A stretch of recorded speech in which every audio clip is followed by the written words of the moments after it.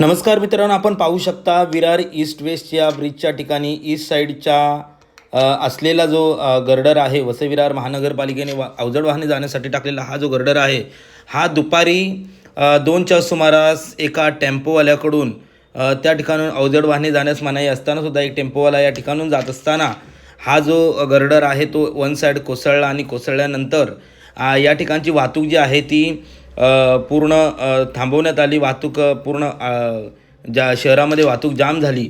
परंतु त्या ठिकाणची त्वरित माहिती मिळताच वसई विरार महानगरपालिकेचे अधिकारी श्री सतीश कुमार सूर्यवंशी साहेब आणि याचबरोबर जे प्रभाग समिती सीचे जे काही अधिकारी कर्मचारी आहेत या ठिकाणी उपस्थित राहून या घटनेचं गांभीर्य ओळखून त्वरित या ठिकाणचा जो गर्डर आहे तो पुन्हा बसवण्यात आला.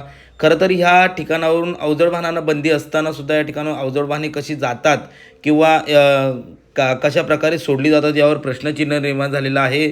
वसई विरार महानगरपालिकेला नागरिकांचे वारंवार पत्रव्यवहार होत असताना वारंवार विनंती आहे, परंतु या ठिकाणावर महानगरपालिका कोणतं लक्ष देण्यास तयार नाही आहे. आपण जर पाहिलं तर मागील काही दिवसापूर्वी हा गर्डर काढण्यात आला होता आणि हा अनेक दिवस हात खाली काढून ठेवण्यात आला होता. या ठिकाणी अनेक वाहनं अवजड वाहनं जात होती.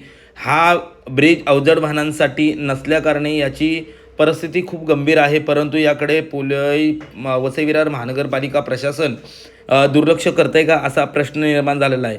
आज या ठिकाणी हे घटना घडल्यानंतर या ठिकाणी कोणालाही दुखापत झालेली नाही आहे, परंतु ही जर दुखापत झाली असती तर नक्की याला जबाबदार कोण या घटनेचं गांभीर्य ओळखून वसई विरार महानगरपालिकेचे अधिकारी श्री सतीश कुमार सूर्यवंशी साहेब आणि अन्य अधिकारी या ठिकाणी उपस्थित राहून त्वरित आपल्या JCBच्या साह्याने हे संपूर्ण बसवण्यात आलेलं आहे. परंतु या ठिकाणची हाईट आहे ही हाईट परफेक्ट दोन्ही साईडची समतोल राखून सेम ठेवावी अशी नागरिकांकडून मागणी होत आहे. तुर्तास यावर आता वसई विरार महानगरपालिका काय ॲक्शन घेणार याकडे सर्वांचं लक्ष लागलेलं आहे.